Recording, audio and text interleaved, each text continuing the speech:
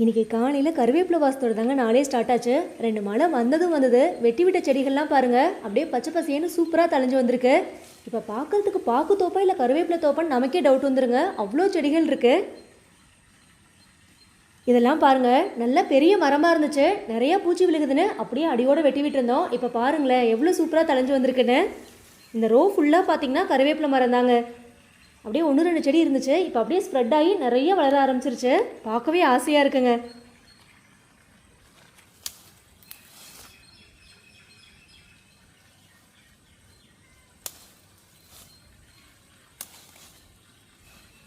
நம்ம கருவேப்பிலை செடி வளர்க்குறதுக்குன்னு பெருசாக எந்த ஒரு எஃபர்ட்டும் போடுறது இல்லைங்க. நிறையா பூச்சி விழுகுது அப்படின்னா இந்த மாதிரி ட்ரிம் பண்ணி விட்டுருவோம், அது தானாகவே நல்லா வளர்ந்து வந்துடும். ஒரு சில நேரங்களில் நமக்கு தெரியுதோ இல்லையோங்க, பூச்சி புழுக்கெலாம் நல்லா தெரிஞ்சிருக்கு கருவேப்பிலையில் எவ்வளோ மருத்துவ குணம் இருக்குது அப்படின்னு. இதெல்லாம் பாருங்களேன், பார்க்கும்போது சூப்பராக தெரியுது, ஆனால் அவ்வளோ பூச்சி தாக்கங்க. இந்த செடியிலலாம் பாருங்கள், இலைகள் ஒன்று செதுக்கி வச்ச மாதிரி இருக்கு. உடச்சி போடவே மனசு இல்லைங்க, ஆனால் இலைகளில் டாட்டாக நிறைய பூச்சி விழுந்துருச்சு. உடச்சி விட்டோம் அப்படின்னா நல்லா தழைஞ்சு வந்துடுங்க. இந்த ஒரு சைடு தான் அப்படி இருக்கு, அந்த சைடெலாம் சூப்பராக இருக்குங்க.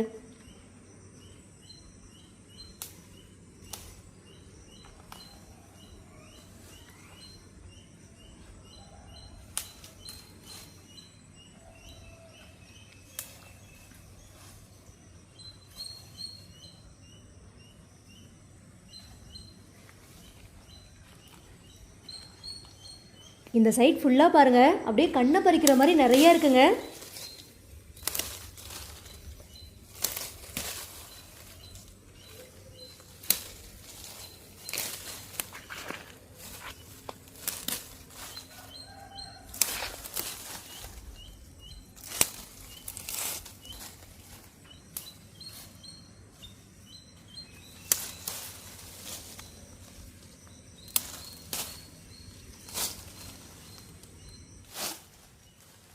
இன்றைக்கி ஃப்ரெஷ்ஷான கருவேப்பிலை அறுவடையோட இந்த நாள் சூப்பராக ஸ்டார்ட் ஆகிருக்குங்க.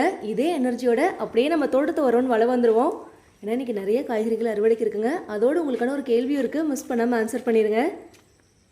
இந்த பலாமரம் பாருங்கள், கடந்த 33 வருஷமாங்க ஒரே போஸ்ட்டில் அப்படியே நிற்கிது. அறியாத வயசில் என் கணவர் பலாப்பழம் சாப்பிட்டு போட்ட விதை தாங்க இன்றைக்கி இவ்வளோ பெரிய மரமாக வளர்ந்து நிற்கிது. ஒரு பலாப்பழ சீசன் வரும்போதும் ஒரு காயாவது வச்சுறதான்னு பார்த்துக்கிட்டே தான் இருக்கோம், ஆனால் இது வரைக்கும் ஒரு ரியாக்ஷனும் இல்லைங்க. அறியாத வயசில் ஆசாசியாக போட்ட முதல் விதையில் வளர்ந்த மரங்கிறனால இதை வெட்டவும் மனசில்லைங்க, அப்படியே இருக்குது. என்னைக்காச்சும் ஒரு நாள் காய் வருங்கிற நம்பிக்கையில் அப்படியே முருங்கீரை கொஞ்சம் ஒடிச்சிக்கலாங்க.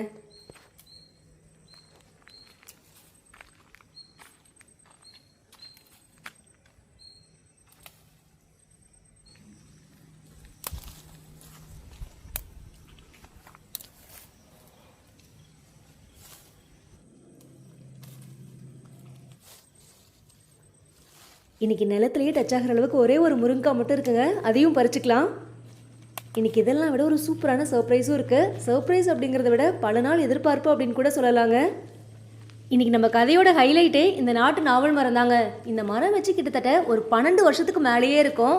செடி வச்சு ஒரு 7-8 வருஷத்துக்குங்க எந்த ஒரு ரியாக்ஷனும் இல்லை, அப்படியே செடியாகவே தான் இருந்தது. ஆனால் கடந்த 4 வருஷத்தில் பாருங்கள், டக்குன்னு வளர்ந்து வந்து ஒரு பெரிய மரமாயிருச்சு. அதுவும் இந்த வருஷம் பாருங்கள், கொஞ்சம் கூட எக்ஸ்பெக்ட் பண்ணவே இல்லைங்க, கொத்து கொத்தா அவ்வளோ பூ வச்சுருக்கு. விரைவில் நாவல் பழம் சாப்பிட்லான்னு நினைக்கிறேங்க.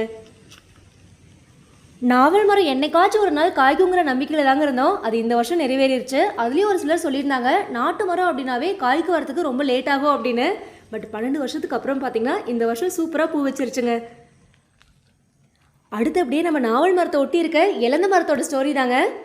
இப்போ தான் காய் முடிஞ்சுது, திரும்பியும் பாருங்களேன் இப்படி குட்டி குட்டியாக நிறைய பிஞ்சு வச்சுருக்கு.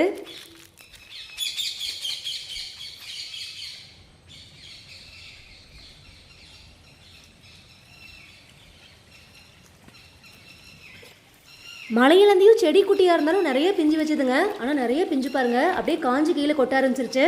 ஒரு சீசன் வந்தால் தானாகவே நிறைய காய் பிடிக்குதுங்க. இப்படி குட்டி குட்டியாக நிறைய பிஞ்சு இருக்குது. மலையில் இந்த க்ரீன் ஆப்பிள் மாதிரியே நல்லா டேஸ்ட்டாக இருக்குங்க. அதனாலேயே என்னவோ புழுலாம் பிஞ்சிலேயே சாப்பிட ஆரம்பிச்சிருச்சு. பாதி காய் கூட நல்லா இல்லைங்க. இங்கே பாருங்கள், நம்ம கொடைக்கானல் பூச்செடியை நல்லா மொட்டுக்கள் மலர்ந்து விட்டது. 4 செடி வச்சுங்க, அதில் இது ஒன்று மட்டும் தான் நல்லா வந்திருக்கு, இது எல்லாமே அப்படியே காஞ்சிருச்சுங்க. ஏதோ ஒன்றாச்சும் நல்லா வந்திருக்குங்க. இதுவும் பெருசாக வளர்ந்து வரல, அதே ஸ்டேஜில் அப்படியே இருக்குங்க. ஆனால் பூ வச்சிருச்சு. சைடு சுண்டக்காவும் இருக்குது, அதையும் பறிச்சுக்கலாங்க.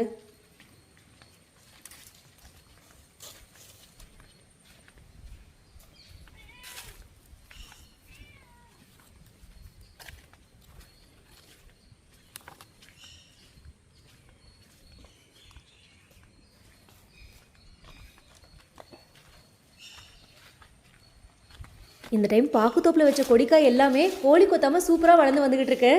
புடலங்காய், பீக்கங்காய், சொரக்காய், பூசணிக்கான்னு அப்படியே கொடியெல்லாம் சூப்பராக படர்ந்து இருக்குங்க.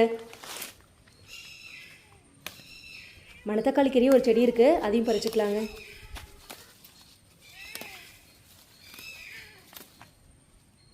இந்த சைட் புடலங்காய் பாருங்கள், அப்படியே பாக்கு மரத்தில் சூப்பராக மேலே போகுது. எப்படி ஒட்டி இருக்குன்னு பாருங்களேன்.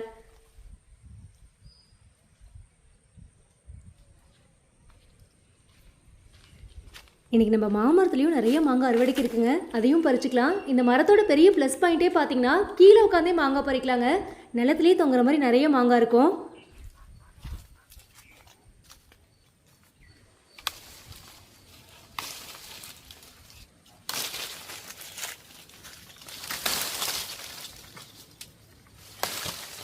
கையிலேயே பறிக்கிற மாதிரி இருந்தாலும் சில மாங்காய் மேலாம் கையே வைக்க முடியலங்க, அத்தனை சுளுக்கு இருக்குது. அதுக்குலாம் இந்த ஸ்டிக்கு ரொம்பவே யூஸ்ஃபுல்லாக இருக்குங்க. கையிலேயே தொடாமல் ஈஸியாக பறிச்சுக்கலாம். இந்த கொத்துலெல்லாம் பெரிய கூடே வச்சுருக்குங்க, கையே வைக்க முடியல. எத்தனை உருதுன்னு பாருங்கள்.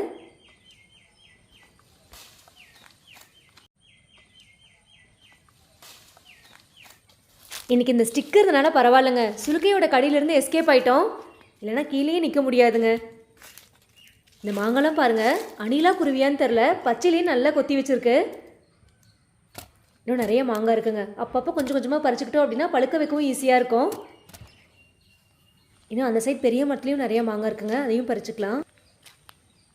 தோப்பில் காய்ச்செடியும் பாருங்கள் நல்லா படர்ந்து வந்திருக்கு. அதுவும் சொரக்காலம் நல்லா ஸ்ட்ராங்காக இருக்குங்க. ஒரு பார்த்தீனியம் கூட இல்லை, புல் வந்தாவே அப்படியே வச்சு அழுத்திடுதுங்க. இது நல்ல ஐடியா தான். நம்ம காயெல்லாம் பறிக்கிறோமோ இல்லையோங்க, இந்த மாதிரி விதைகளை போட்டு விட்டோம் அப்படின்னா கூட பார்த்தீனியத்தை நல்லா கண்ட்ரோல் பண்ணிக்கலாங்க. அப்பப்போ 1-2 காயும் வீட்டுக்கும் கிடச்சிரும்.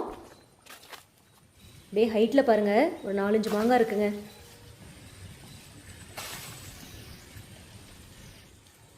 எவ்வளோ ஹைட்டில் இருக்குது பாருங்கள். பைப் நல்லா வெயிட் கம்மியாக இருக்கவும் பேலன்ஸ் பண்ணவும் ஈஸியாக இருக்குங்க. அதுவும் இந்த மரத்தில் 2 மாங்காய் போட்டாவே 1 கிலோ வருங்க, நல்ல வெயிட்டு. இப்போ தாங்க சொன்னேன், சுலுக்கிக்கிட்ட கடி வாங்காமல் எஸ்கேப் ஆகிட்டேன்னு. கடைசியில் கடி வாங்கியாச்சு. இந்த மாங்காய்லாம் பாருங்களேன், ஃபுல்லாக குருவி கொத்திருச்சு. நிஜமாகவே பழங்களை டைரெக்டாக கடையில் வாங்கி சாப்பிட்றதுக்கும் அது நம்மளே பறித்து சாப்பிட்றதுக்கும் நிறைய வித்தியாசம் இருக்குங்க. நிறைய எஃபர்ட் போடுற மாதிரியும் இருக்கும்.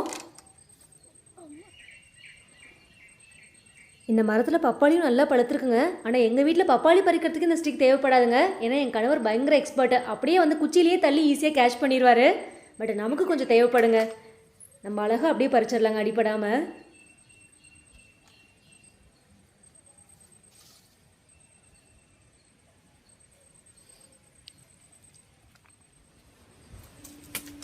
இந்த பழம் எவ்வளோ சூப்பராக பழுத்துருக்கு பாருங்கள். இன்றைக்கி மாங்காய் பப்பாளின்னு சூப்பராக பறிச்சாச்சுங்க. கத்திரிக்காவும் அந்த சைடு இருக்குது, அதையும் பறிச்சுக்கலாங்க. நம்ம பூ தோட்டம் அறுவடைக்கு ரெடி ஆயிடுச்சு. முள்ளங்கியும் நல்லா வளர்ந்து வந்துக்கிட்டு இருக்குங்க.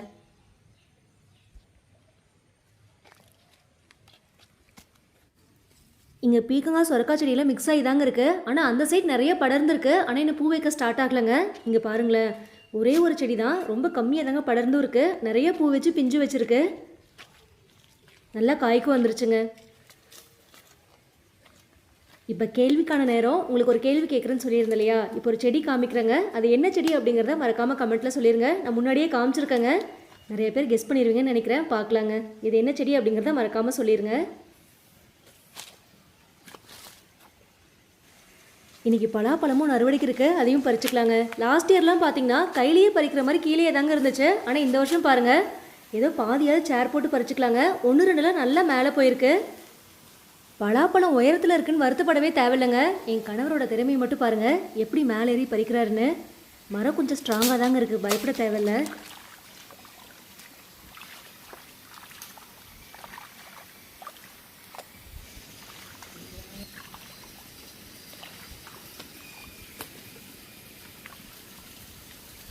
அவ்வளோதாங்க, அப்படியே அசால்ட்டாக கட் பண்ணிட்டாரு. நான் ஸ்டார்டிங்லேயே சொன்னேன் இல்லையா, என் கணவருக்கு ஒரு தனி டேலண்ட் இருக்குன்னு, அதை காமிச்சிட்டாருங்க.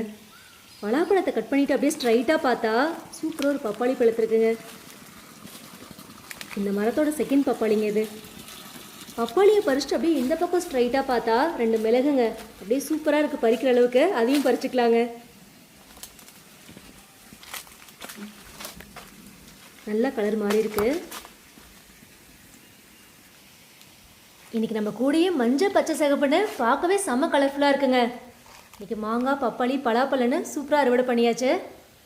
இந்த டைம் மாதுளம்பழமும் நல்லா காய்க்கு வந்துருச்சுங்க.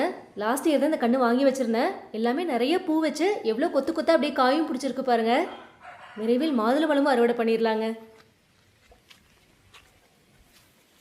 இங்கே சாத்துக்குடி கன்று ஒன்று வச்சுருந்தேங்க. அதுவும் நல்லா வளர்ந்து வந்துக்கிட்டு இருக்கு. அதை சுற்றிங்க நிறைய பூசணி விதையும் போட்டு விட்டுருந்தேன். அதுவும் பாருங்களேன் சூப்பராக படர்ந்துருக்கு.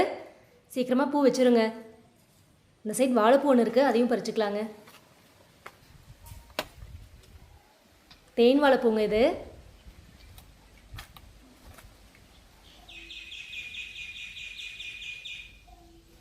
இந்த பூ பாருங்கள் சூப்பராக பூத்துருக்குங்க. செம்ம கலர்ஃபுல்லாக இருக்குது பார்க்குறதுக்கு.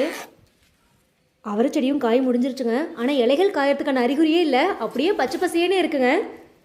இதெல்லாம் அப்படியே வெட்டி விட்டாச்சு. பயங்கர ஸ்ட்ராங்காக இருக்குங்க, இழுக்கவே முடியல. நல்லா காஞ்சதுக்கப்புறம் சுத்தம் பண்ணி விட்டுலாங்க. சூரியகாந்தியில் மனசு கேட்காம அப்பப்போ எடுத்து பார்க்குறதுங்க. ஏதாவது 1-2 விதையாவது கிடைக்குமான்னு. ஆனால் அதுக்கு வாய்ப்பே இல்லைங்க. அப்படியே காஞ்சு கருவாடாயிருச்சு.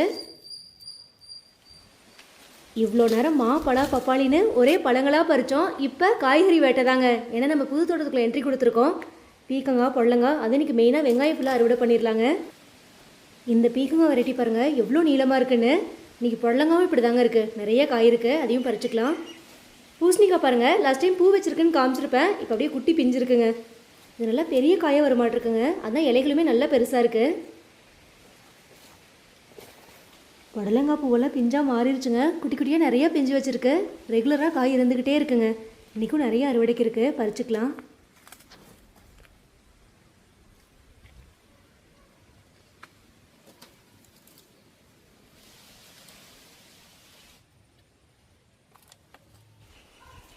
இது வரைக்கும் நம்ம தோட்டத்தில் காலிஃப்ளவர் முட்டைக்கோஸ்னு நடவு பண்ணி ஒரு டைம் கூட அறுவடை பண்ணாமல் போனதே இல்லைங்க. பாகுதோப்பு, தென்னந்தோப்புன்னு எல்லா இடத்துலையும் ஓரளவுக்கு கொண்டு வந்துடுவோம். ஆனால் இதாங்க ஃபஸ்ட் டைம்.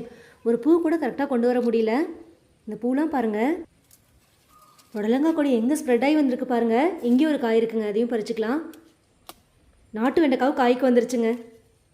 மணத்தக்காளிக்கிற லாஸ்ட் டைம் வெட்டி விட்டுருந்தோம் இல்லையா, எப்படி தலைஞ்சு வந்திருக்கு பாருங்கள்.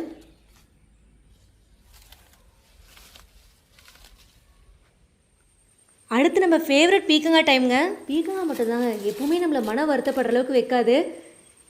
இன்றைக்கும் நிறைய காய் இருக்குது, அதையும் பறிச்சுக்கலாங்க. இப்போ ரெகுலராக பார்த்திங்கன்னா 5 கிலோ 6 கிலோன்னு வந்துக்கிட்டே தான் இருக்குது.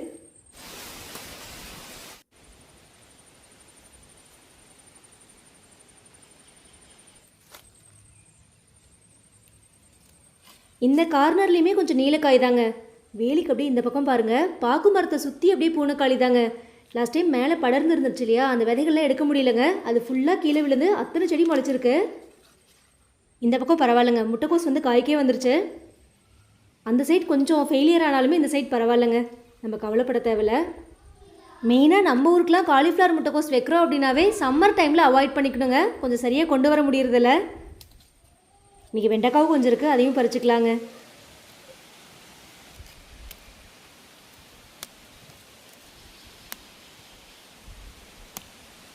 வெண்டைக்காய் 10 செடி இருந்தாலும் நல்லா கிலோ கணக்கில் காய்க்குதுங்க. இன்றைக்கெலாம் பாருங்கள் எவ்வளோ காய் இருக்குன்னு. இன்றைக்கி தக்காளியும் கொஞ்சம் இருக்குங்க. இந்த சைட் கீரை ஃபுல்லாக பாருங்கள் நல்லா விதைக்கு தாங்க விட்டுருந்தேன். நிறைய நோய் தாக்கம், அப்படியே கட் பண்ணி விட்டுருலாங்க. தண்டிக்கீரை நல்லா வளர்ந்துருக்கு.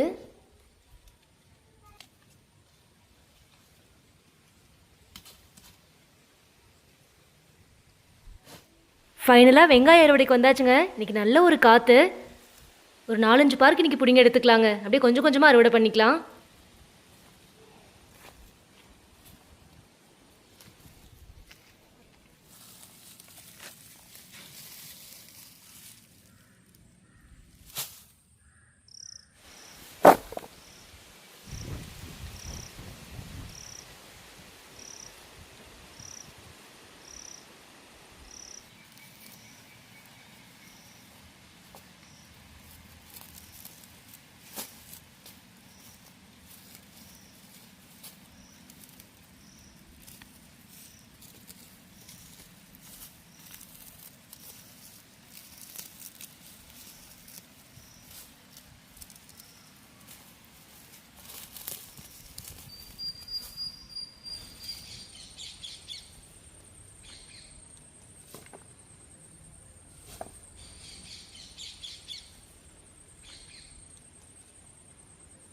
தொயக்கீரைக்குள்ளே வெங்காயத்தை தேடி தேடி பிடுங்குறதா இருக்குங்க. எங்கே வெங்காயனே கண்டுபிடிக்க முடியல.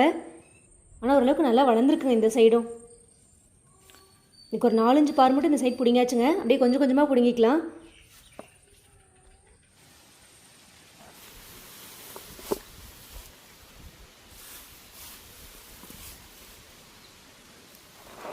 இன்றைக்கி அப்படியே நம்ம தோட்டத்தில் பார்த்திங்கன்னா பீக்கங்காய், பொடலங்காய், வெங்காயம்னு சூப்பராக அறுவடை பண்ணியாச்சு.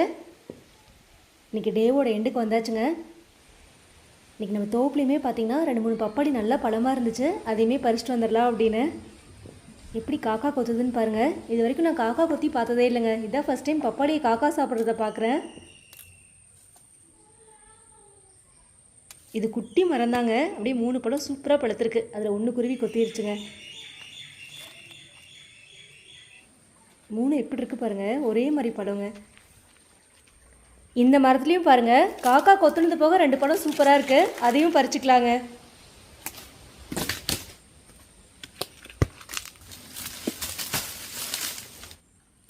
நல்ல பழமாக இருக்குங்க. இன்றைக்கி கிளைமேட் அப்படியே மாறிடுச்சு. மதியமே மழை வர மாதிரி நல்லா இருட்டிருச்சுங்க. இன்றைக்கி பப்பாளி அறுவடை சூப்பராக முடிஞ்சுதுங்க. இன்றைக்கி காலையில் கருவேப்பிலையில் ஸ்டார்ட் பண்ணோம். ஃபைனலாக பப்பாளியோடு இந்த நாள் சூப்பராக முடிஞ்சுதுங்க.